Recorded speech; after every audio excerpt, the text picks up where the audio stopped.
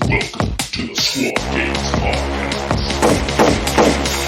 Squad Games Podcast. So, Alex, you don't know what bed eyes are? Bad eyes? No. I have no idea what bad eyes are. Oh, hold on. I am ignorant. Bedroom eyes in music. What? What are bedroom? First to the glance or look given by one person to another to suggest romantic or sexual desire. Do you give bed eyes to your models? Yeah. They do it first, to be honest. You sculpted them that way, so that's on you. Have you seen our bodies' asses? Yeah, they're fucking nice. Before you put on the cop gear, you have to work with that. There's no way to not. Yeah, it's bedroom eye asses. Bedroom eye asses. Yeah, you should check it out, Giacomo. If you haven't seen it, you just don't understand. I don't think I will, but thanks. You don't understand. They go to the gym. They don't miss leg day.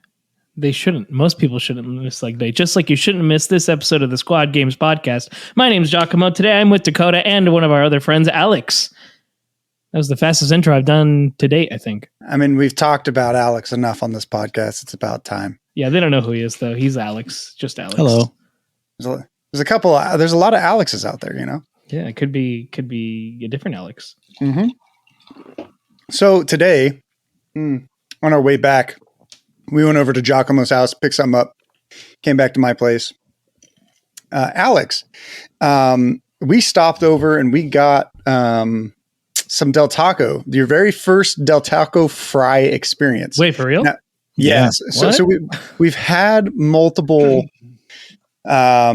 people on the podcast say like, "Hey, I think these fries are good. These fries are good." Alex, how did the Del Taco fry experience from me and Jimmy Kelly? Like we say, they're the best fast food fries out there. What do you think? I don't think they are the best, but I appreciate them. I like the form. Okay. That was the answer I was expecting. So the form is 10 out of 10. I like the ridges. Okay. They carry more salt, more seasoning. Mm-hmm. They're crunchy on the outside, soggy on the inside. Right? Yeah.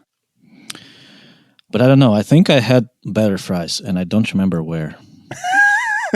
That's the problem. I cannot come back and verify because I don't. You know, if Del Taco ever sponsors the Squad Games Podcast, they will be the best fries for everyone.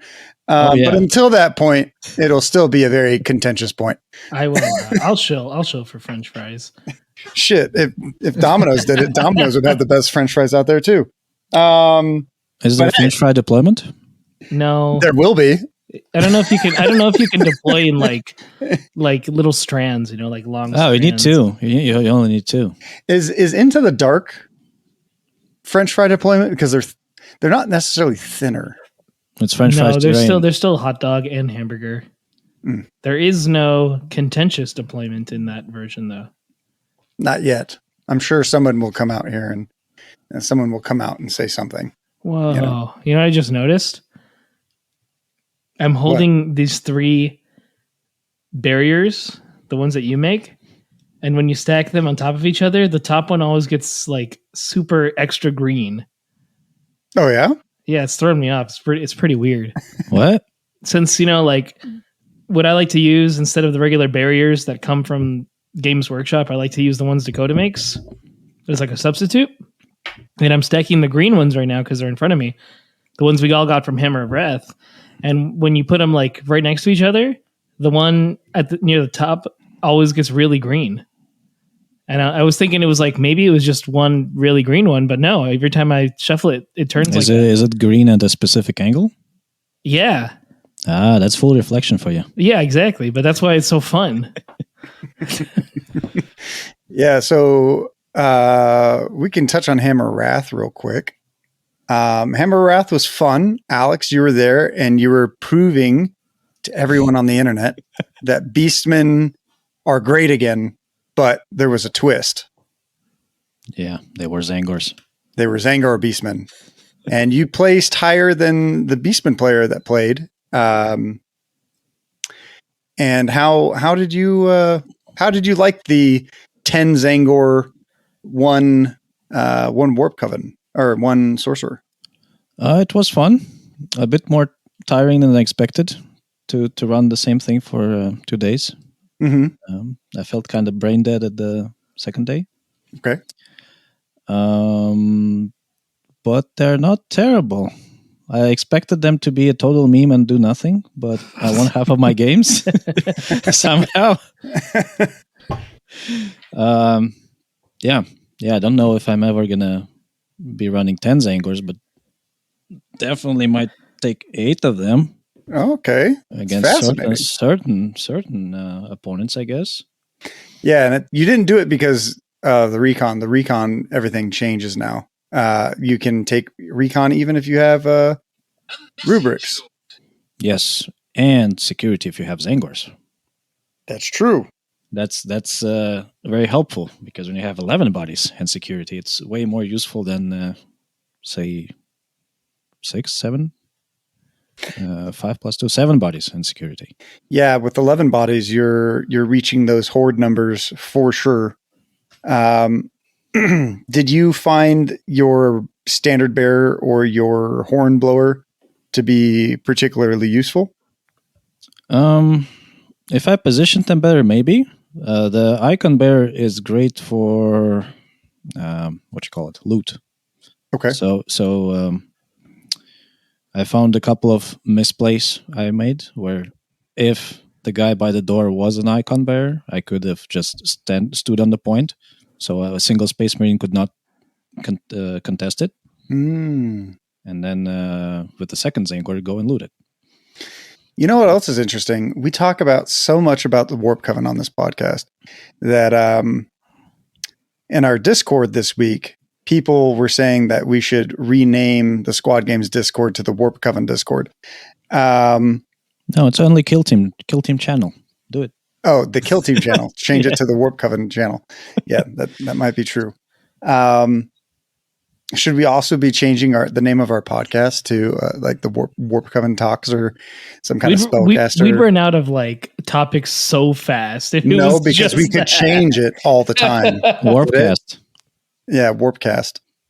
The Warpcast makes a decent name. So if anyone's looking to make a podcast name, take Warpcast. Absolutely. It's there. Send royalties to me, please. 25%. What's your OnlyFans? I'll tell you later. It's down in the links.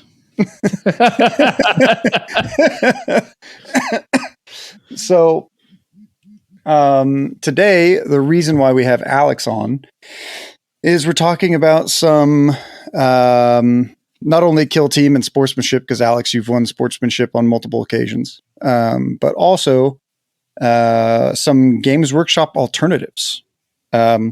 You're a big fan of certain products from different people. So am I. And that goes from 3D printing, other different various makers. And you also design and make stuff for Kill Team as well, at least your homies. I don't know if you take open commissions or if you have an Etsy store or anything, but I know that you definitely make some good, fun, and cool stuff. So wanted to get your take and my take on some of that aspect of our own creation process while we're making stuff. And maybe talk about a project that we're working on. So, and Giacomo, you also have your ideas also on 3D printed proxies and all that kind of stuff. So it should be a really interesting conversation, as it seems like a lot of people nowadays are promoting proxies in Kill Team, and whether or not that's a good thing, if it's indicative of the fact that Games Workshop can't produce enough, or if it's a bad thing. So we'll dive right in. Well, then, as we're diving in, before we go there, let's quickly thank some folks. I want to thank our patrons for making this possible. They're always cool to us. In fact, Alex is a patron Oh, you're himself. welcome. You're welcome. Yes, it's actually why you're on here. Yeah. No, just kidding. We'll have an all patron episode maybe one day. But also, I'd like to let everyone know that we are affiliated by Frontline Gaming. So if you're looking to get any Frontline Gaming event tickets or buy product off their game store, then you're more than welcome to do so. If you do, please do so using our link, which is in the description. And that helps get us a little bit back to the show so that we can keep producing episodes like these and future ones. Don't forget that SoCal Open tickets are available for anyone looking to travel for an event. Also, we have, this is through Frontline Gaming. Also, don't forget that we do have LVO tickets.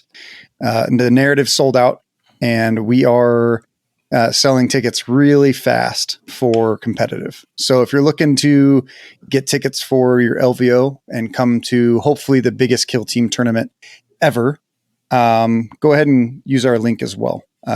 If you're not looking to go to FLG and you just want to come see us, come to one of our tournaments, I highly suggest our the All Valley Team Tournament and the West Coast Championship later this year. So should be a blast, to say the least. All right. I heard that Alex just got your tickets to SoCal Open, huh? Yeah, I did. Yeah. Are you excited? I am, although I anticipate some exhaustion at the end of this, but I'm in. I accept it. I'm bracing for it. It's as much fun as it is exhausting. That is true. SoCal Open is going to be old LVO format. So we'll have the day one will be 4 rounds, and we'll have a top 8 cut at the end of that day. So Sunday, everyone else gets to come play in a secondary tournament, and all the 8 sharks will be cast out into the warp and battling for supremacy on the other tournament. And Sunday, everyone else gets to play for another championship. And it's just one ticket, $40. Come on through down in San Diego. Should be a blast. But yeah, it should be pretty cool. Now, Alex, you make some stuff for Kill Team every now and then. When you're making stuff, the very first time I met you, you had a replica of my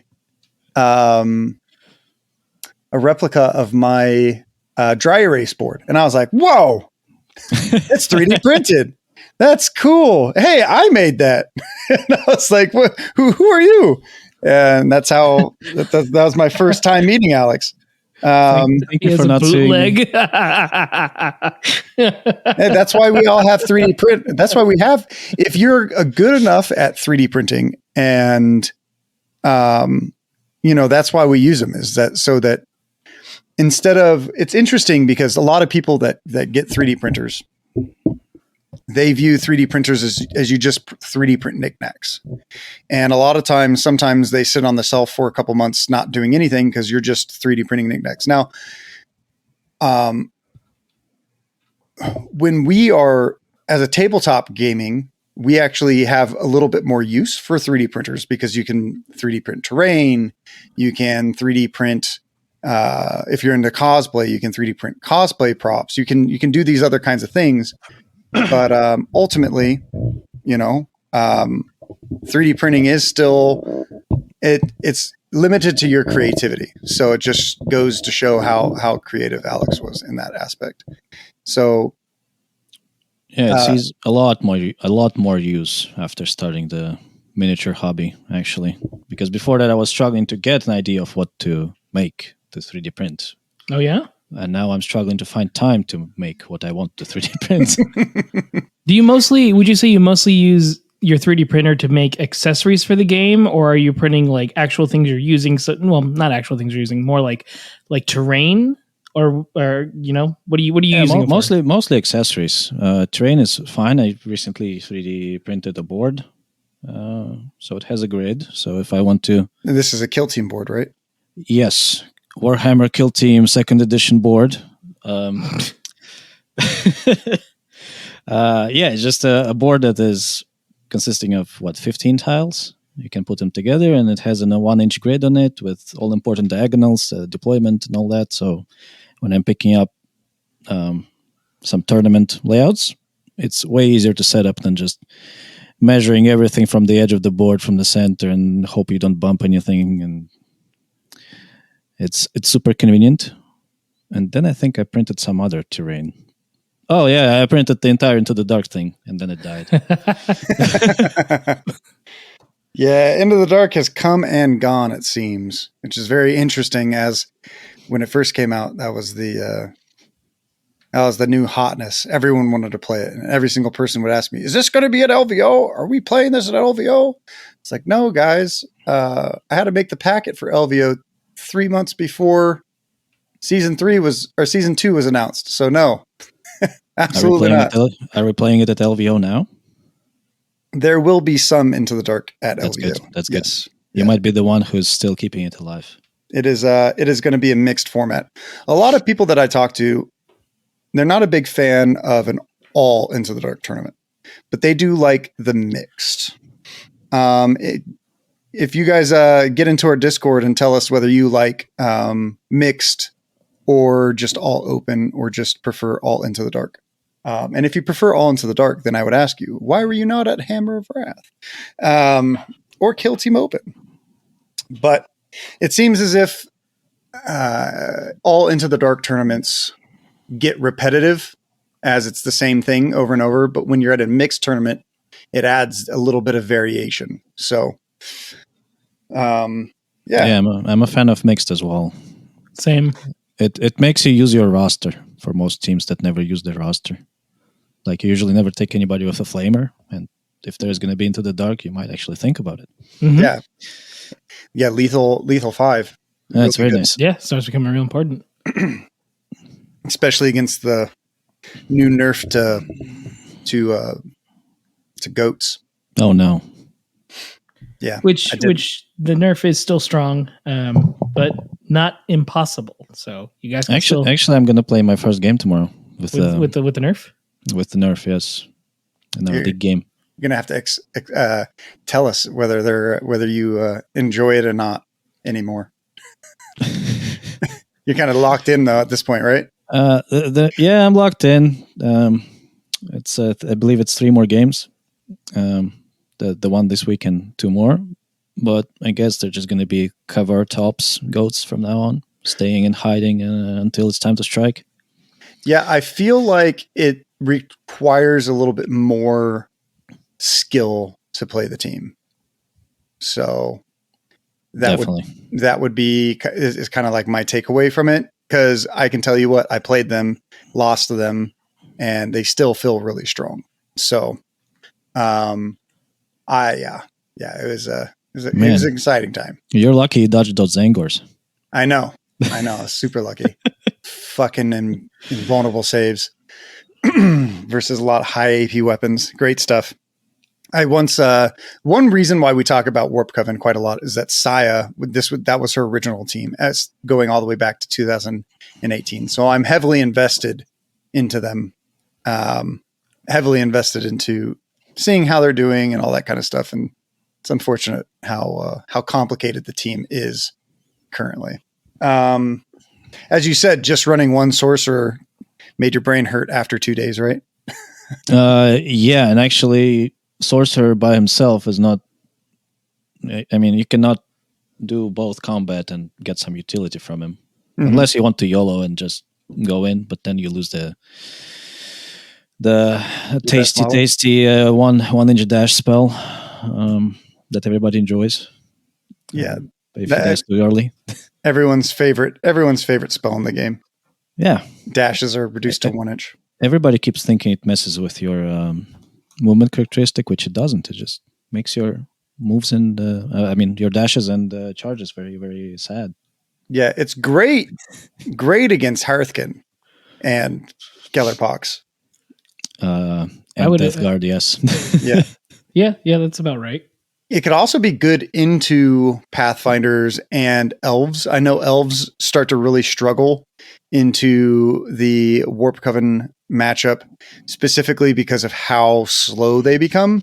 And a lot of players are used to being like, hey, I can just reposition this model way over here and shoot something else because I'm an elf. And when you play Warp Coven, you're like, ooh, No, I just feel like a really, really slow halfling dwarf. Yeah, Squad. but it's one trick thing. Once they learn it, they are not slowed that much. I believe a couple of teams can dash before the turning point starts, Yeah. Yep. so that helps them a lot. And also, my great nemesis Rob never seemed to be hindered by this spell. Rob McLeod. Yes. Yeah, the Highlander. Yeah, the Highlander. To be He's fair, when he didn't really dash a lot when we were playing. No, he just kills a lot. Yeah, exactly. Doesn't need to dash. He's better than that. Yeah. So, did you enjoy Hammer of Wrath? Did you enjoy the All Into the Dark experience? Or I know that you said you prefer mixed just now, but what did you think of your first All Into the Dark tournament? It was fun. It was definitely. I would have had more fun if I wasn't proving a point and could actually change operatives. But I was playing the same thing over and over again 6 times. Now, why did you need to prove this point on the internet? I have no idea. That's my sick way of seeing what is fun. So that's my understanding of fun, and I regret it. Makes sense. Makes sense. So in D&D, you would not be a min-maxer. Got it. Probably not. Yeah. Probably wouldn't even know how to build my character and die because overspreading. Plus multiple other stuffs I want to do. Sounds like Alex wants to be a rogue or a bard. The full skill classes. Good at everything. Yeah. Wouldn't be against it. Yeah. Going back to our design talk, what has been the most heavily inspirational thing that kind of makes you want to design and develop new things for your system? Because you have a tray, measuring pieces, all that kind. Do you have any social media so people can actually see these things, Alex, or are they just locked away to SoCal in persons? I don't think I have. I was taking nice pictures of the trays I made, but I never published them anywhere, I think. Just in Discords? Yeah. Yeah, but all design is driven by necessity. It upsets me how much space it takes to play Kill Team. Yeah. And then how much time it takes to put everything back into your thingy and travel to another table at the tournaments. So minimizing that was the main goal. Still getting there. And also another problem is storing my miniatures because it's pain. Mm-hmm. I ran into all those same things. When I first saw the game and they had a bunch of tokens and stuff, got me pretty excited to use my laser cutter. And I was like, how can I make a tray system that I can make these things and make it so that people could go to tournaments and stay organized? Because that's one of the other things that I find with the cardboard ones is that they're all, since they're so light and so thin, sometimes it's difficult to know sometimes what side you want to flip to, or sometimes people lose them all the time at tournaments, all the time. I keep finding them at Gameology. They're all over the place. It's not all over the place. Those acrylic tokens that I make, and also there's a couple good Etsy producers on there that make a lot of good tokens as well. I forget what the store is, but I see his tokens a lot. They have it's interesting the difference between the two, because you can either use cardboard, you can use 3D printed, you can use the laser engrave, which is what I do, which is a lot. It's pretty time consuming on my end. Or you can use what this guy does, which is probably the fastest way. You basically use an acrylic sheet that you UV what's it called? UV print on both sides. Like a stamp almost? No, there's these machines that are between $8,000 and $30,000 depending on where you buy it from. But you put in different things. So you can put in acrylic, you can put in fabric, you can put in all these different kinds of things. It's it's one of the ways that people make the Spider-Man costumes in movies and stuff. Mm-hmm. They use a different a different material, but they put it into this machine and then it kind of goes back and forth just like a standard printer that you'd get on a desktop, and it lays down a pigment or some sort of material, and it instantly dries with the UV ray that's being put down. So it sprays it onto the thing, instantly dries. A great example of these UV printed items are those keychains with like anime characters on the back. Oh, okay. They have like those full color things. Games Workshop also had the old acrylic objective markers that they had, like the 1, 2, 3, 4 printed on one side. And when you flip it over, it has the nice acrylic. So it looks nice and pretty. Right. So you do that and then you cut it out afterwards. So it's a really fast and easy process. Problem is, as like a startup investment company, unless if you've already owned one of those machines, it's very difficult to start a business with UV engraving and a laser, because then you're looking at like between a $3,000 and $10,000 laser, and then between an $8,000 and $30,000 printer. And are you going to sell all that with Kill Team? I can tell you, no, you will not. You have to branch out to multiple different games, and so on and so forth. Which, by the way, I think you should be branching out to some Marvel. Yes. I was talking to some guys recently, and they were saying or I was asking them the question, what are the most common tokens you probably use? And I got a couple answers. We'll do that on a different day, though. Yeah. Well, what's fascinating about creating stuff is, Alex, when you are using a 3D printer, what is your turnover? So let's say somebody from Kill Team and Coffee asks you to make a Legionary tray or Hand of the Archon tray for them, and you go through the design process and you design it. How long does your design take? And then when you 3D print it for them, how long does your 3D prints usually take? 3D print would be depending on the graphics, since I use a multi-material type of printer, so it can use a Prusa Mark III, right? Yeah, Prusa Mark III with a multi-material unit, so it can make a picture of out of up to 5 different colors. So that takes like half of the print if there is any picture on the bottom. But I think I keep forgetting it's either 12 or 24 hours. I think it's 12 hours. And is that just for the base and the lid, or is that for? No, I don't make the lids are your scoreboards. Fair enough. Yeah, I give enough of those scoreboard trays out for free, and they're pretty cheap. Yeah, those are. I appreciate you for that too. Oh yeah, no worries. So ultimately, it is wrapped in a singular type of format. Yeah. Those match the size of your dry erase board, and for designing, depends. If I already designed it, so that's good. Mm-hmm. It's maybe a couple of tweaks. If I haven't yet, the largest problem was tracing images, but now I know how to almost automatically trace them. So it's there we go. Probably a couple of hours, I guess, setting everything up and then back to printing.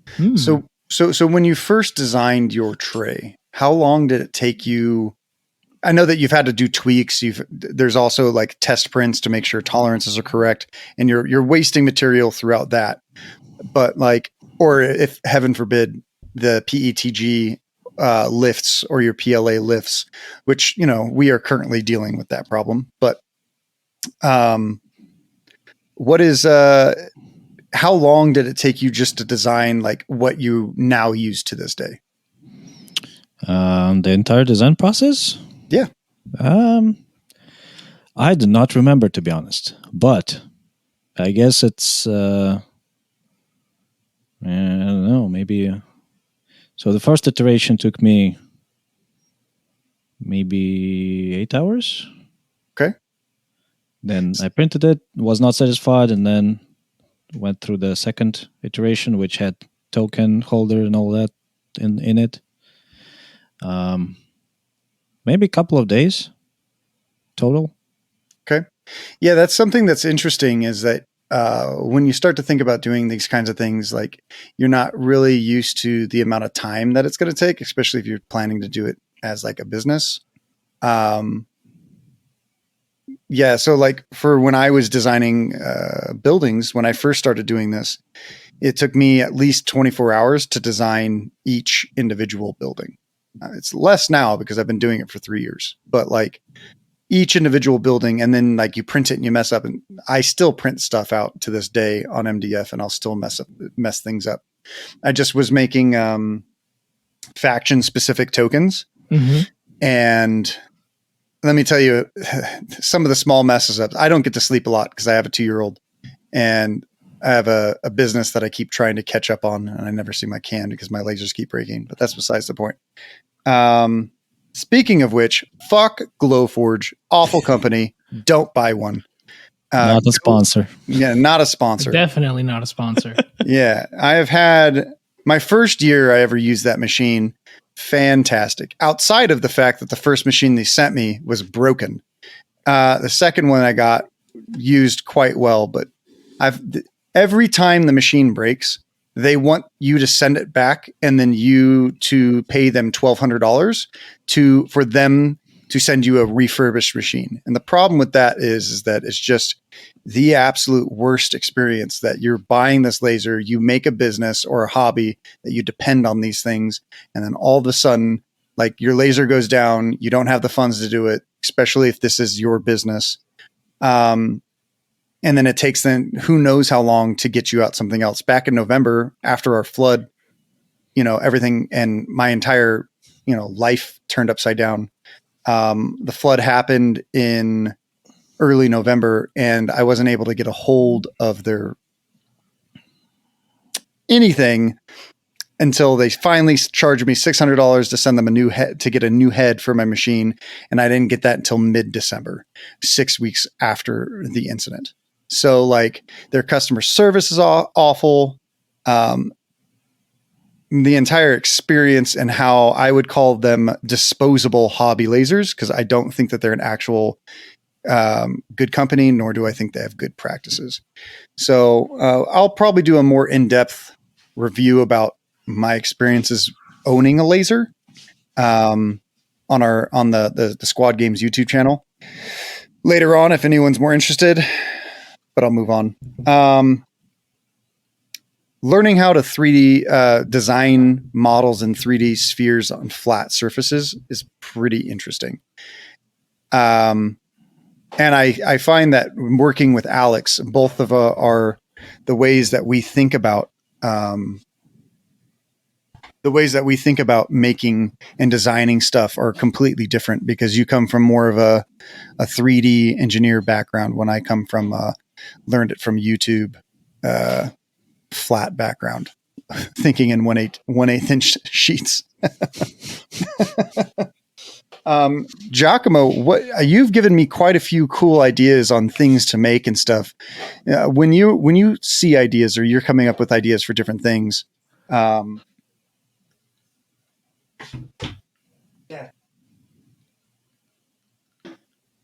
I'm dead.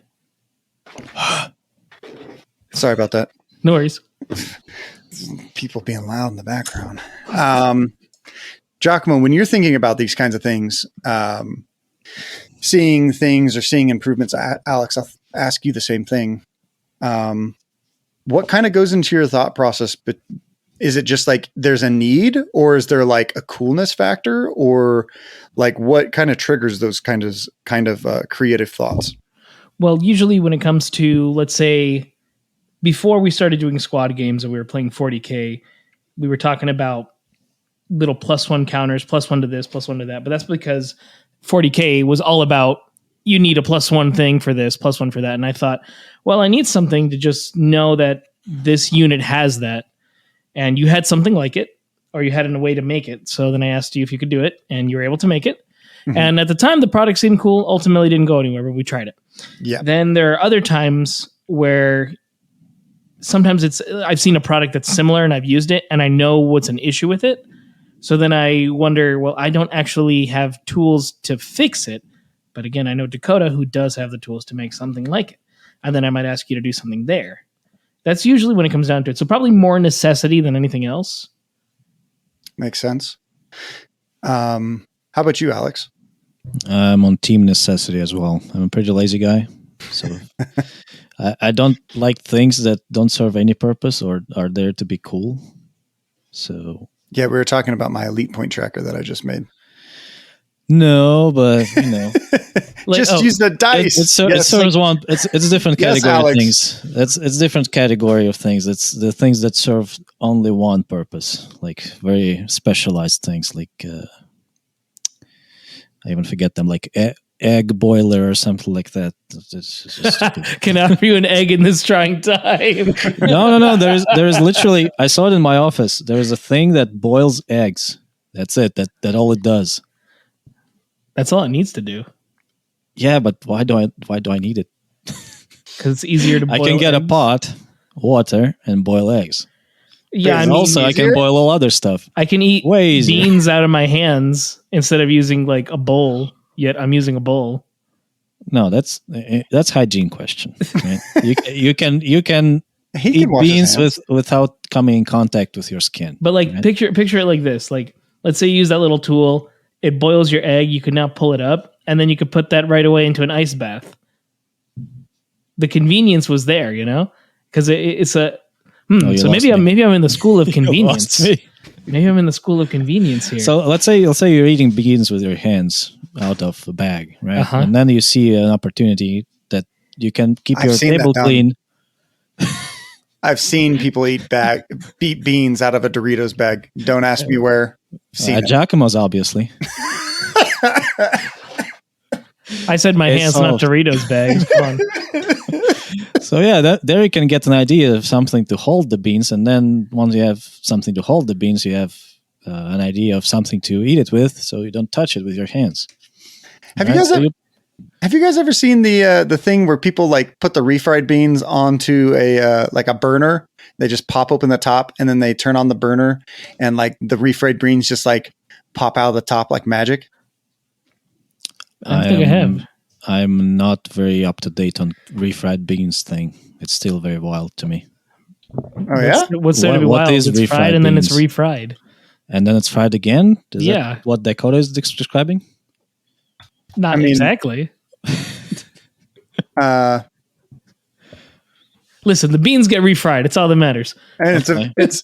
it's a. Why is it the thing? I think it's a thing because it like they're good. Yeah, they're pretty good. Okay. Can we have refried fries? Yeah. Yeah, like you get it like twice fried. Oh, it's going to be chips. Hold on. Yeah, use an air Okay. fryer, you know? All right. Well, okay. Man, I got lost. Where were we? We were talking about necessity. beans and necessities. So yes, necessity is good, but there are times where its improvements are needed as well after you use it. So here's another example recently. On the off chance that we didn't play Kill Team this Thursday like I normally do, I was going to play MCP with a different friend. And I was putting some miniatures in this carrying case that Dakotah's made for me, one that he makes for a lot of people. And I noticed there might need to be different sized versions of this lid because some of the models are just a little taller than normal. Which Pink again, horror icon bearer. Any there's icon bearer. any icon bearer. And I was thinking, I wonder if that would be something we'd want to add later. I might bring So- it up to him. Go ahead. No, that was it. Yeah, so I have made a larger one. It's just economically not super feasible for people to buy because one of the things that when you think about it coming from a business standpoint, whatever you make, is it easy to reproduce? And is it economical to reproduce? And is it fast to reproduce? And if you hit a check mark on all those three of those things, then you can probably take it to market and try to sell stuff out of it. Unfortunately, some of the things that I make are difficult to reproduce and sometimes take a long time to make, cut, maybe because, lasers are down, floods, whatever it is. Sometimes it's just because even tokens take a long time to make because you have to paint them, right? And like when you have a UV printer, it just prints out super fast, but ultimately like people are then paying for the convenience of having something that's super fast and done quick. So like when we talk about a bigger case, it's just like using 4 inches or 4.5 inches worth of acrylic that takes up like 3 sheets of acrylic instead of one. Mhm. And so ultimately, like, it's 3 times the cost for me now to make that particular. It's 3 times. It basically increases the amount that I'm spending by 3, right? And each sheet of acrylic is about $8. So I go from spending $8 plus my time to peel off the sides and glue it together to now spending $24 on something that's just like an inch and a half to 2 inches taller. And it becomes like super economically unfeasible just because of the amount of waste that you produce. Similar to other things. So like when you look at it from a business standpoint, like would I make a one-off for people? Sure. Right. I was thinking more special order, and obviously Yeah. you would charge more money. That, or you find a subsidizing. I mean, you guys know the business better than I would. Yeah. I mean, the thing is like I could make things out of MDF for way cheaper, right? And like the problem is that like people want acrylic because it looks cool. And I don't want to Yeah. produce something that's like, oh, here's just a bunch of MDF. You know, it's kind of like, why at that point? Why am I doing this? You know? Yeah, that's true. Yeah. And then like 3D printing, like me and Alex we're currently, Alex, do you want to broach it? What are we making? What are you helping me make? And I pay you in Diet Dr. Pepper zeros. It's awesome. Yes. That is his requirement for payment. What are we making right now?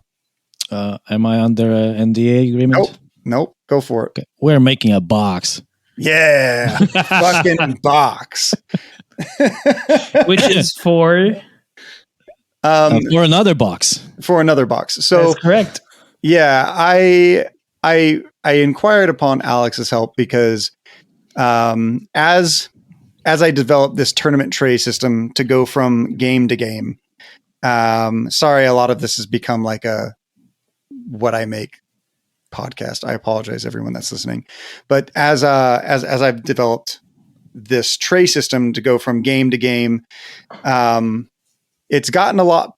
There's a lot of pieces now, and sometimes like one of the complaints I get is that sometimes like the magnets slip, or like one of my own complaints is that sometimes it's difficult to transport to a store because it's meant to go from game to game, not like in your car or on the plane or stuff like that. So a way to fix that is to make a box to keep the acrylic protected, so that you can carry it to stores. You can just throw it in the back of your car, take it on a plane. As I'm going to Nova soon, I would like something like that rather than having to pack foam and stuff like that around it. Because heaven forbid the acrylic slips, breaks a model or something like that, right? Because it looks cool. So, yeah, that's what we're making. A box to hold boxes. Amazing. Yeah, absolutely amazing. And our first design process, Alex, how about you tell people like how we've been going through it? I don't remember much, to be honest. We've been making a prototype. Yeah. Modifying it, going through iterations, printing it, discovering that you don't have Windex. Yep. I don't have Windex. Shame on you. Yep. So we're making it out of PETG, and for some reason I have the Prusa Mark IV. My PETG keeps lifting, so we're trying to figure out and troubleshoot my 3D printer and being like, is it the environment? Is it the filament? Is it this? Is it that? Why is it lifting? Is it because I'm not using actual Windex? I'm using like an off-brand to coat the PETG, whatever the sheet is called. And then also we realized, or at least I realized, it doesn't meet one of those requirements that I spoke about earlier. It took way too long to make because it was like 6 hours for the two sides, 8 hours for the bottom and 15 hours for the top. And when I don't have a printing farm, I just have like a singular 1 or 2 printers. It just takes like an enormous amount of time just for it to go. And then heaven forbid it lifts and it's ruined and I have to start over. We have to try and cut down the printing time so that we can make it a project that I can either offer STL files for people to print themselves or offer as a product. So trying to figure that out. One of the two things is very interesting. And luckily, you're not constrained to 3D printer only. You still have your laser and the fast cutting option for large surfaces that do nothing and don't have to be actually 3D printed. Exactly. And I think that's one of the cooler things about having multiple tools. Like when you have a UV printer or you have like a 3D printer and a laser cutter, is that you can combine the mediums to make a cool and different product that other people can't or won't. Which is pretty interesting. One thing I keep getting asked to make is a dry brush palette, like what they do for Artist Opus. Oh. Yeah, okay. I could see why people want Have that. you ever made it? No, but I was thinking about making them and giving them out at the AVTT as like a free gift for anyone who's coming. So something that I've been thinking about. Okay. I came up with a way to make my own. Oh yeah? Yeah. And how do you just buy a cheap plywood palette. Uh-huh. Paint on it a couple of times. Uh-huh. Don't clean the paint off. It has ridges. Fair enough. That's dumb. It's dumb, but it works. You can accidentally tear off some of your ridges, and then therefore it's no longer strong. Oh, no. Unless you're cleaning it, it's staying there forever. It's going to be layer upon layer upon layer. I guess you're right. And then you're just building multiple layers forever. Until you sand the shit out of it. Yeah, just make sure you dump your paint strategically so when the droplet dries, it creates a ridge next to a ridge and you're golden. See, my favorite thing is that Alex is my hardest customer because I'm like, hey, I can make this. He's like, yeah, but you can do this for free. It's like, yes, I know, but... Alex, again, you don't have to use a bowl. I you usually eat beans out of your hands. I can win a ball in a raffle, okay? I don't need to buy it or do anything. When you go into an antique roadshow and putting a ticket in and waiting to win a single bowl. So yeah. Alex is notorious for winning raffles at our events. What did you won 3 raffle? You ran 3 sweepstake tickets at the AVTT last year, and then you won some at LVO, right? Yes, I won a set of paints and a foam carry box. That's true. You did. When you pray to Zinch, I guess Zinch watches out. That's what you get. Yeah, you get luck. Dang, he's looking out in exchange for your soul. Worth it. But who needs soul? Yeah, I'm not using that shit when I'm dead. There's also an interesting... So sometimes when you design stuff and you send it to people, it sucks, right? For instance, my original Repentant Into the Void terrain, I put together, I thought it was cool.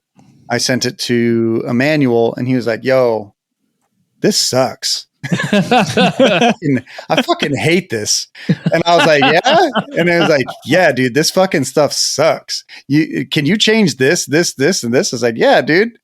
And so like he helped me make the product what it is today, which is a lot better.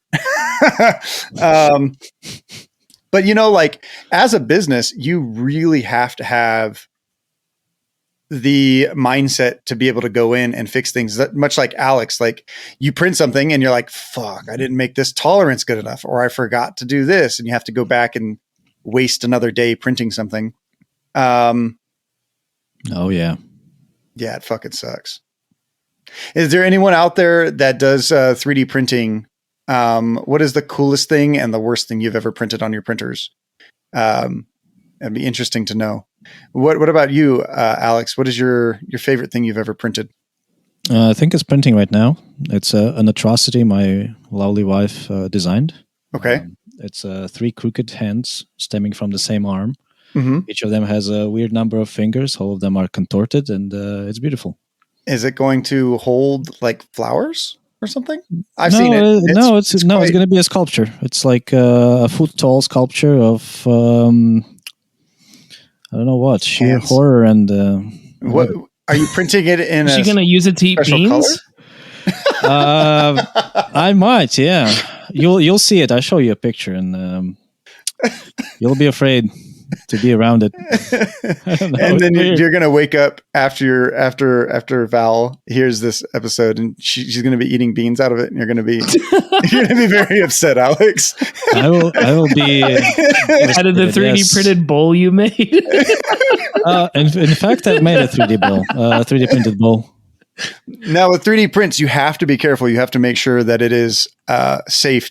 It is food safe. Yes. That's one thing that I don't think that people do is when you're using a resin, or you're using silicone, or you're using these special materials to make things, if it's ever going to go inside your body, or you're going to be wearing it for long periods of time, you want to make sure that it's skin safe, or that it's food safe. And it'll specifically tell you, right? Like some silicones out there will literally say food safe. That is very true. And to clarify, I want to clarify, I do not eat from that bowl.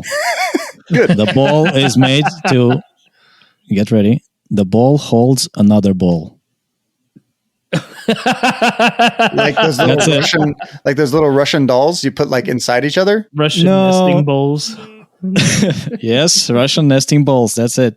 All right. Fair enough. It's just holding a water bowl for my cats. Oh, okay, that's nice. Yeah, fair enough. Those are good kitties. So so they don't tip over a bowl. It stands into it slots into another bowl that has just flat base. So it's untippable. One of my favorite things I've ever seen you make, Alex, you brought over all your failed prints the other day on our first session. Yes. And my favorite thing is Giacomo, he made this cat poop scooper that has an electric motor that vibrates. Yes. What do you need it to vibrate for? You can sift the litter without shaking your hand. Is my favorite thing. I mean, hands, Scoop beans. it out with your hands, right? Oh, you don't use the scoop at all? No, I have a scoop, but I can easily shake my wrist for a second. It's not a problem. I don't know. It's a torture to me, man. Okay. Fair enough. It's tiring. I have 2 cats. Fair enough. Very fair enough. I have a lot more than 2 cats, but we're not going to get into that. Hey, maybe you'll have a need for an electric scooper that can auto sift. See, I was thinking of just like having like a fucking poop tray that you put at the bottom before you do it, and you just turn it on, and as you pick it up, it just vibrates everything. Yeah, honestly, that'd be a better thing for me. That does it for you. Yeah. Yeah, I think there's litter boxes that just like a washing machine. They rotate and yeah, and those cost like $500. Yeah, they're like $400 or $500. Yeah, I'm not buying that. Yeah, I get it. Like, there are some people that will spend money on rotating pooper scoopers, right? There are some people that will pay a bunch of money for acrylic Kiltima token trays. We're all vying for those people. We're not judging. Yeah. No one judges here. I have a buddy of mine who has the cat pooper scooper that goes into the toilet. Don't know how it works. No idea how it works. But one day it started to backflow and they didn't know. What? Yeah. So like what started to backflow? The cat pooper scooper, and like the cat poop came out the wrong side, so it started filling up their cat thing. And then when they got home, there's a bunch of water and cat poop everywhere. Cats and plumbing don't go together. No, it definitely doesn't. It was very, very, very not good. We all have cats here, right? Yes, we do. Yep. Although if my landlord asks, I don't know what you're talking about. Yeah, what are you talking about? We don't have any cats. No He cat. listens to this podcast. No. It's wrong, Alex. I'm sorry. Yeah, wrong, Alex. That's Alex Squires. Yeah. Yeah. Alex Squires on the podcast today. How you doing, man? Doing great. AdMech all the way. Yeah, Advec and Robo Hearts. And Raptors. And Raptors. Velocicarians. Do you guys think Alex Squires has a cat? Raptor. He seems like a cat man to me. Raptor. Yeah. I don't know. Yeah. Make sure if you guys own cats, post a picture of them. We all love animals. You know? All right. Yeah. Let's move on to the next thing that I wanted to talk about. Using different models to count as other models. Who does that? Absolutely. Alex Like- Squires. like Alex we- Squires does it. Alex not even Squires a does model. do it. It's- Alex it's a Squires rubber- does do it. It's Yeah. a rubber dinosaur. It's not even a model. It's a toy. It's a hey. What do you think we're playing? No, you're right. Right. The boxes say It's it's not not a a toy. toy. Yeah, you're right. You're right. You're right. I would not be allowed to play with toys. It's not a toy. So Alex Squires, if anyone who's listening to the podcast, has some of the best conversions out there. He has these little like dollar store dinosaurs that he ripped off their dinosaur arms and put on the little Admex Rust Stalker arms. And they're like what are they called? Velocicarians. Velocicarians. Yeah. They are amazing. Every time I see them, it fills my soul with joy. That's why we do this. It is. It is why we do this. And Alex, you're one for doing not necessarily always stand-ins, but conversions of different existing models to count as other models. That is So, correct. so not always is it a different company. Sometimes it's a different model that you just really like. That is true. Like Zangors. Yeah. Or Katachan. So what do you guys feel about that? How do you guys feel about that? I think it's fine in a lot of instances. In other instances, I have a little bit more of a problem from a TO perspective, from running tournaments. I think in normal casual play, you can't go wrong in any. You can run marbles, you can run Beans, cardboard on the base. beans, cooked beans, refried Cooked beans. beans. Yeah, Potato is the dreadnought. yeah, and then your cat can come in and kill all of them. That's a Titan. You can't bring a Titan to a 1,000-point game. Says you. It's true. I think in the end, when you have now I'll go in as a TO and I'll say my shindig after this, but I'd like to hear from Alex. So for conversions, I love them a lot, but I also understand that I have to play with other people with them, using them. So sometimes the original model is boring, like Inquisition, for example. Mm-hmm. And sometimes you have a lot of spare bits you want to make something cool with, like what I did with Beastmen.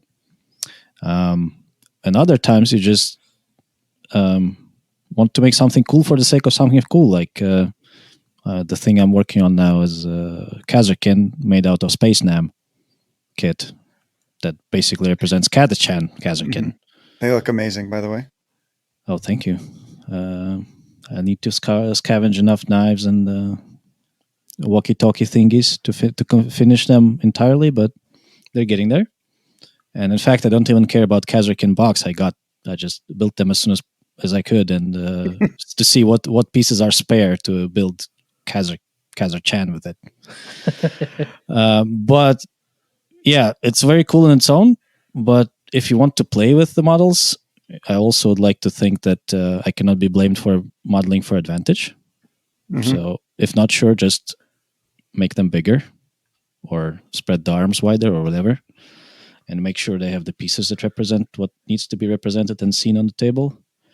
And probably not proxy your guardsmen with Space Marine models. There you go. That's the That's a wrong big one. impression. That's the wrong.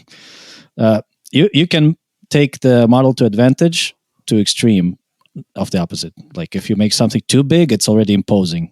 Mm-hmm. Yeah. misleading. Giacomo, do you want to give your point of view, and then we can both go in as a TO and kind of tell our what we think, because this also pertains to 40K, right? With the 3D printed models. Yes. Because me and Giacomo used to get in arguments about this when like people would just come in with just fully 3D printed tank armies. So why don't you go into that, G? So the big one for anyone who plays 40K knows that it was back in 8th edition, before they enforced the colors, like you needed to have paint on your stuff. Someone 3D printed 3 of the Custo tanks. I can't remember what they're called, but I remember seeing the image of them, and they're just these 3 green PLA printed models that somewhat resembles it, and they won the tournament. Love it. And to me, I thought like, all right, well, it's one thing to 3D print, whatever, get a resin print of it and then paint it, put it together. But the audacity of this player was to just put them on the field and say, that's it. It's about the same size. It would have been cooler if you had like carved a potato and made it that way. At least it would have taken effort. This was just like you 3D printed it and it was done. Yeah, go ahead. Make it out of beans and potatoes, whatever. The Caladius Grav tank. Oh, yes. That's what it was. So, like, to me as a painter, and just even as any player who just takes pride in the work they do in the hobby, that's a slap to your face to come to this event and just like, I lost to this, a guy who probably, printed this out in the last week. Like, man, you got to feel bad. And I always disliked that. If you're going to print them, put the effort into it at least.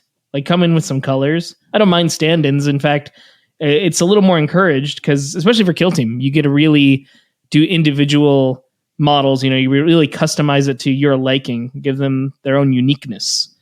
And so I'm fine with stand-ins with alternative bits and stuff like that. But put the effort in, guys. That's all. Just put the effort in, and yeah. I think as a TO, I definitely agree with Giacomo on the 40K aspect. Sometimes it's a real feels bad. Like, for instance, when I went to play at our first team tournament in Vegas in 40K, Helions were $50 for 5, and I wanted to bring 20. And I don't play Dark Eldar, and I didn't want to spend $250, put them all together, paint them. So I used my 4K resin printer, and I printed a bunch. I printed 20 of them, and the organizers didn't even know that they were 3D printed. When you do that kind of stuff, it's a lot. It feels better to your opponents to know that you are trying to represent the teams and what they're supposed to be, rather than just being like, I know that I played somebody who was playing Firstborn Blood Angels. At this tournament, I played against a person that was doing Firstborn Blood Angels, and they had all jump pack dudes. The problem is that their team composition, all 5 players. Oh, that guy, those guys. Yeah, I remember that one. They were a dark theme, so all they did was painted all their models dark, and then on top of that, he spent a shit ton of money on this army. They were all the Gravis armor. Jump pack guys, right? The problem is that all of his dudes were painted black. So he was telling me, this is Death Company. This is my normal Assault Marines. This is Dante. This is this guy. This is this guy.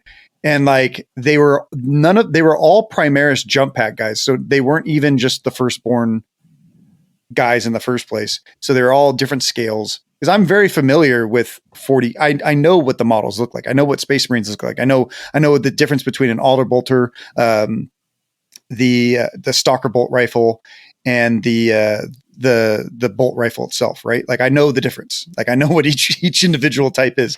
So the fact that he brought these models that were so vastly different from what they're supposed to be intended, and then they were all painted black.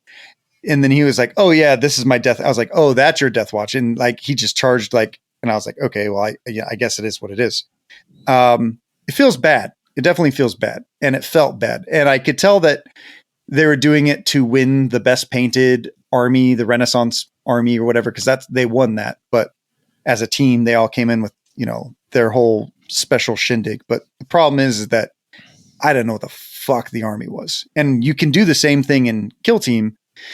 So as a TO, I know how bad I felt on certain ones of those, and I try to do the same thing for other players. So I'm not a big fan of when people are like, hey, just take these models and use them as these, right? So like if you're going to take Nurgle and use them as intercession, I'm not a big fan of that because Death Guard already exists. Legionaries already exist. These things kind of exist. And it doesn't have enough creativity. Now, are they okay in the right circumstances? Yeah. But there's Miguel from the Bats crew. He came down to the All Valley team tournament and he played on the wrong bases. You know, I gave him grace. He could play. He played and his army was painted beautifully, magnificent. And he asked me, he was like, hey, Dakotah, like, how could I make these better? And I said, like, firstly, put them on the right bases and then use the correct arms. So what he ended up doing was that he resliced the models. He did all the models on the right bases. And then he put the actual Navy Breacher arms on the actual models so that no one could ever say that they weren't the correct ones. And that's the kind of the steps that you want to take in a competitive environment to make sure that people know, like, are you going to bring Death Guard? Cool. Well, use the Assault Intercessor arms so that people know exactly like what it is. Don't just come in and be like, oh, this guy has a Plague Sword and this guy has this and this guy. It's like you're adding more of a mental load onto your opponent when you probably shouldn't. Would some of those armies get past? Yeah, it does create that feels bad. Is there some proxy inspection on the 40K tournaments? Asking for a friend.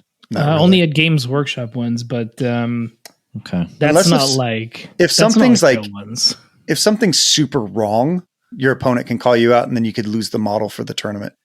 Okay. I'm worried. As a guy who just printed 9 Sentinels, I'm a bit worried now after this conversation. No, ban him. Yeah, ban Alex and his cat. No. Here's the thing. I don't have a cat. Oh yeah, I forgot. Sorry, we're talking to Alex Squires. Sorry, Alex, you don't have cats. You just have robo cats. Velocicats. Yes. Yeah, Velocicats. Oh, dinosaur cats. Okay. Anyways, go on. It's like the Velocipriest movie. Sorry.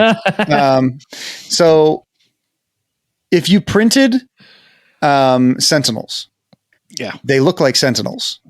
You're going to paint them like your army, right? Exactly. Should be fine. Like the problem is when people 3D print a demon, like a demon prince. That's a Sentinel. And call it a Sentinel.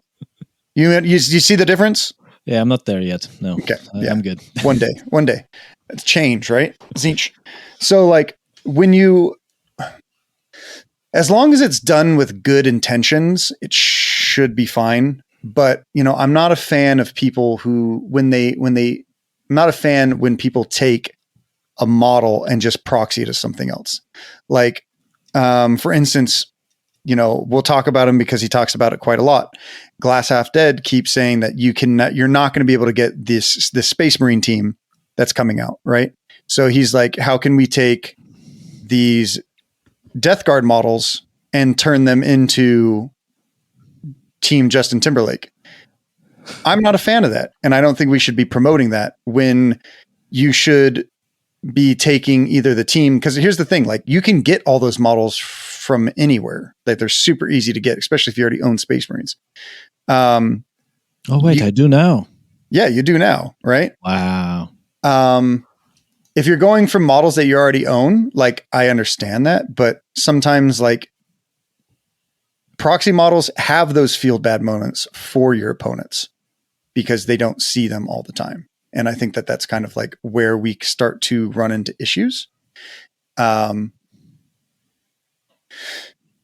other people ask me like, hey, would this be cool? It's like, hey, can you actually use their actual arms, like on these 3D models? Because, like people aren't going to argue if that's a shotgun or not, or a shield or a chainsword, if you're actually using the correct weapons. Because that's what people are going to worry about most is what you see is what you get, WYSIWYG, right? Which, do they even have WYSIWYG anymore, Giacomo? Is that a thing in 10th edition? FLG won't enforce it, and to my knowledge, I'd never really seen GW enforce it in a rule book. They mostly enforce it at their tournaments. If you just tell your opponent, like, hey, this is supposed to be this, and it's not exaggerated to the point where every unit in their army is supposed to be something else, I'm fine with it. Like, you know, it's supposed to be a melty gun, but it's a plasma. That's fine. Yeah, it's fine. Yeah, and it also makes it easier to remember if you, when you're representing something that's not there, also have decency to, make it uniform to say, like, all Sentinels have chainsword and Hunter Seeker missile. Yeah. So it's easier to remember, not this one particular guy has this one has that. And That's a good point. You can't see none of that. Mm-hmm. But as soon as you say, like, all guys are kneeling, have knives. All right, cool. Yeah, when you start proxying models, it's even more important that your models represent the weapons correctly so that your opponents aren't guessing. That's like where I kind of start to draw the line, is like if something isn't faithfully represented, like for instance, at LVO, I unfortunately had to say no to a team of Cataphracti Terminators that somebody wanted to run as intercession because the silhouettes were wrong. Just in general, like this is just like a normal one. Like the Terminators just have such a varying profile, and like the chainsword guys would have had lightning claws, and then the normal guys would have just had like storm bolters, and it's just too different, or like if someone wanted to run Legionary as intercession, I would tell them, I'd be like, hey, make sure your Legionary actually has chainswords for the dudes that have chainswords. I would allow it, but I wouldn't allow you to use the Legionary kill team to be your intercession. Does that make sense? Like, yeah. use the actual Space Marine with the chainsword and the bolter as your actual dudes. You know what I mean? Just like, as long as it's faithfully done, I think it'll be fine. Yeah, that's usually where I'm on when it stands. Otherwise, I wouldn't care. But just competitive games, like that is important to be able to tell and distinguish what's on the table. I'd agree. And the crazy thing is that every TO is going to be different. Just like Games Workshop, they don't allow any 3D printed parts or third party parts. Like, sorry, Alex, but Space Nam and my guardsmen aren't allowed at Games Workshop events. It's only fair. I never buy their products at full price either. You buy all your stuff from FLG, right? FLG or Gameology. If 15% discount is not there, I'm not there either. Hey, I got some black beans. I can give them to you for 15%. Right, I'll stop buying my way out.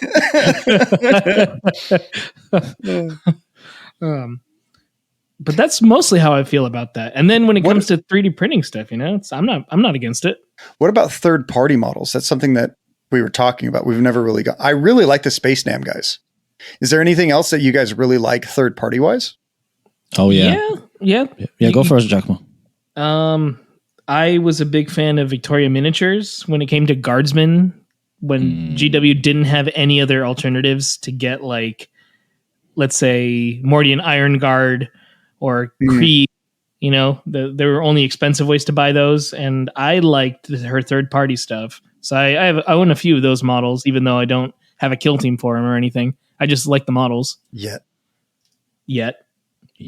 I'm a fan of armor, so if they're not wearing like thicker armor, I don't usually play a team. Giacomo likes those chunky boys. I like my chunky boys in armor. It's fun. I like armor. Yeah. Some of my favorites are Artel W and Hardcore Miniatures. Yeah, Hardcore. I think they both make some really good stuff. Pop Goes the Monkey also has some really good 3D printed bits that can really like customize and make your army even better or more unique. One of my favorite things from Pop Goes the Monkey is their Demon Prince, his Demon Prince models. They just look like extra large Space Marines, which is cool to me. Like those kind of cool things I'm a really big fan of. But the thing is, like, you know exactly what those models are and you know what they're supposed to be. You know what I mean? How about you, Alex? I like two things. That came out wrong. But anyways. So there's a 3D printed stuff I like, which is you can get it all over on Etsy. That's Station Forge Grim Guard. I don't know what to call it. It's basically like a collection of models that are Death Corps of Krieg. And they have everything there pretty much. They even have all Catachan characters as Krieg. So now is that just a reseller of those, or is that the actual artist? Because one thing I find interesting on Etsy is that a lot of people buy the rights to resell models. Yeah, that's one of those. One of the resellers. Okay. Station Forge is the company who makes, or studio, who makes those sculpts. Okay. And then everybody who owns a printer just prints them and sells on Etsy. Makes sense. But I've gotten a commissar, and I really like the style. It's very simplistic and clean, so it's not without details, but with some details. Mm-hmm. I anticipate it's going to be very easy-ish to print. To what do you call it? What you do after you build a model? Paint. Yes, easy to paint. Are those the guys who do the Darktide Blooded team? They do a lot of. There's a Darktide Blooded team? Yeah, they also do that. I think they have a lot of blooded teams to be frank. They have a lot of different flavors of blooded, including Catachan Krieg blooded. So it's muscular, gas masked, blooded. Insane. That's amazing. I love it. And of course, there's War Games Atlantic, not a sponsor, unfortunately. Unfortunately, indeed. So they resell Space Nam. I believe that's like some space lizards or whatever. Reptile overlords. Here we go. That's what I'm planning to buy a few bucks off. And they also do all flavors of Guardsmen for a very good price. Like you can get 28 of them for $35 ish.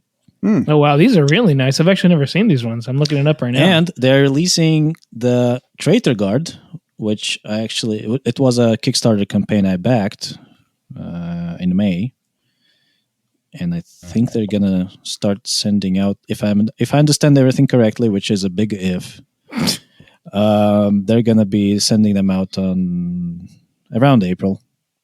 Oh, so cool. I still have time to assemble my pile of shame and probably paint it too. Before I receive another 100 of Guardsmen. I really like these models. These are nice. A couple of these are a little busy, but I like these ones from War Game Atlantic. I hope they don't listen to this podcast, but they jammed 2 more sprues than they were supposed to in my box of Guardsmen, which I'm not complaining about. Maybe they knew you were going to talk about it in the future, so they're like, maybe. So it might be sponsored in a way. So from one box of unpronounceable name Guardsmen, I built 4 platoons, whatever it's called. 4 infantry squads. Here you go. See, I'm a real big fan. I'm looking at these Station Forge guys right now. Yeah, these are nice. They look real nice. I like a lot. Even their tanks I really like. And I like how a lot of their stuff kind of echoes kill teams, which I think is pretty smart of them. So, hard shout out to these Station Forge guys. I really like some of their vehicles as well. Like, what I was looking at the Sentinel. That was a cool one. Yeah, anyone who's listening, these guys look awesome, and you can get a reseller on Etsy if you don't own a resin printer, and if you do, then you can 3D print these ones. I really like this Sicoriatus Storm Rider. Looks like a little bit similar to a Halo Warthog, which I'm a big fan of. Big fan. Yeah, and they also have AdMech on dinosaurs. Do they really? Alex Squires, how do you know this? Actually, I asked Alex in Discord, and he said, "Oh yeah, I saw that." Oh, dang, he didn't give a fuck. Yeah, I believe it's called Scavengers, and then probably some Raptor Riders or something. Okay, it's just cavalry I like on top of these Mecha things. Raptors. I'm gonna send this in. I'm gonna send this into the. It's called Scavenger Riders. It's AdMech on top of Velociraptors, also mechanical Velociraptors. Wrong. See, he likes those dino-looking dinos. I like that makes any these guys because I haven't seen ratlings in a long time. Oh yeah, they're ratlings. The little They ratlings. have a lot of Yeah, stuff. these are nice. I like these ones. They're I would never run them, but I just like that. I like they're adorable. Like, just imagine Lord of the Rings, but instead the 4 hobbits are carrying rifles instead of swords. And I believe they also have a unit of Krieg with all corpses. Oh yeah, dude, corpses are some of my favorite like models that I could print. Like just dead bodies. Yeah, because they're so hard to model. They're so hard to sculpt, you know? It's true. And I believe I've gotten a couple of those models for my Inquisition team. One of them is 2 AdMech dudes reading a book. One of them is holding it and the other is reading. I'm not going to lie. Their cultists, their corrupted cultists, look amazing. They look better than Games Workshop's, in my opinion. Man, we're just doing a big old ad for Station Forge. Man. I'm sorry. No, I don't mind it because they fit the aesthetic really well. Where some third parties don't. Like they just don't make the aesthetic fit well. Well, the things that we have to remember, right, is that like we're talking about third party stuff, right? So I mean, we might as well give out as many shout outs as we can. So that people, a lot of people ask about like where are good stuff to find, or I'm a real big fan. I think his name is Edge Miniatures on My Mini Factory. He does a lot of the Dark Eldar stuff. I also really like Papsicles, some of the Papsicles miniatures. He does a lot of good aliens and predator models, and he has a lot of good hero models like Arnold and Sylvester Stallone and Ripley and these kind of models too. Like they have a lot of really good stuff. Oh yeah, and I recently, a couple of days ago, actually, I found an amazing small studio on my Mini Factory. Yeah. Oh yeah. You saw that you're about to print those dudes for me. In fact, yeah, that's true. Vermilion Minis, I believe they're super niche. They're sculpting characters from Fallout 1 and 2. Ooh. Nobody remembers that. I do.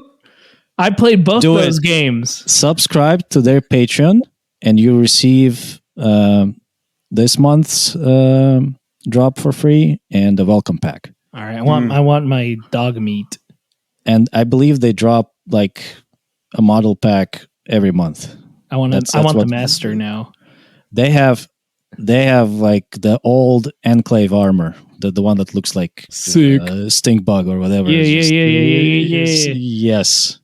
Yeah, there's some really good Patreons out there. Like I really liked the Arch Villain one Patreon. Mm-hmm. They have like a lot of really good stuff for like D&D, and I think they even have like a sci-fi version too.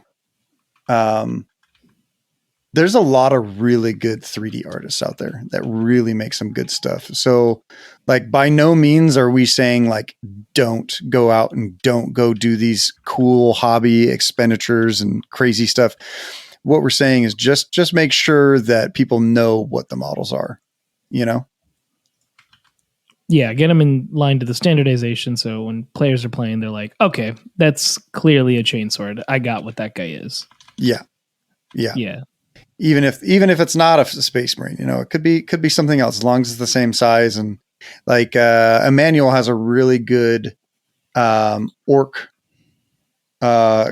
proxy team for Intercession where they're overly like the bolter dudes just have, you know, orc shooters, and then the chainsword guys have like orc chainsaw axe choppers. It's very simple, and it's just like, hey guys, these are my melee guys, these are my shooty guys. Pretty easy, especially for these dudes, right? I mean, Intercession helps that it can be that simple. Yeah. So that's an upside on that side. Yeah. Can you proxy Warp Coven with orcs? No, maybe. Good luck. I think it'd be hard. Like technically, you could do anything. It's just like good luck getting it to look proper and make sense. Yeah, I'm thinking. And that of tech priest looks way cooler. I'm thinking of proxying. What do you call them? Hand of the Archon with Catachans. Yeah, you were telling me that. I'm pretty sure that Rob may fight you about that. Yeah. He might. Because I'm never going to show them to anyone. why not? I want to see him. Well, yeah, that would be the point of making it. It's because I don't know. Alex refuses to make elf teams. That's my. He doesn't like Space Marines, doesn't like elves. He only likes birds and guardsmen and wizards. and wizards. Wow, this Station Forge even has all of the Gaunt's Ghosts models. Oh yeah, they do. Yeah, and they look pretty good. They look pretty cool. I think the one that's that has all Catachan models is Catachan characters is National Guard line, which I don't even see on my mini factory. Yeah. So make sure you guys go out there and spread the love to the content creators that you like. Because like 3D models are great.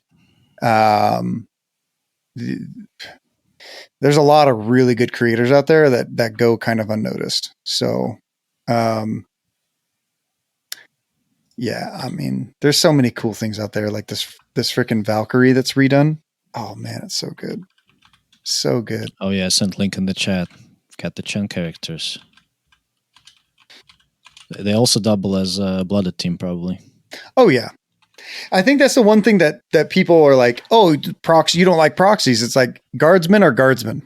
It's pretty simple. As long as they have the right weapons, any guardsman can pretty much be any guardsman. Like, even doing, your Cadian,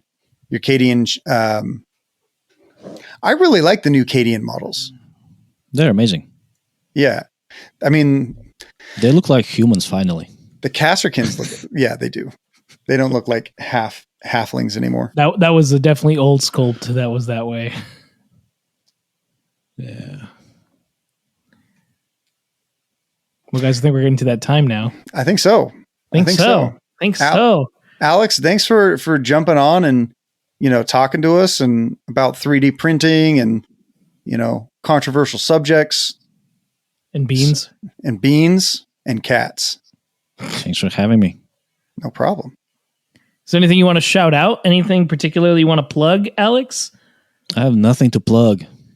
Fair plug enough. all you want. I'd like to plug something. I want to shout out Alex's landlord. Know that he does have cats.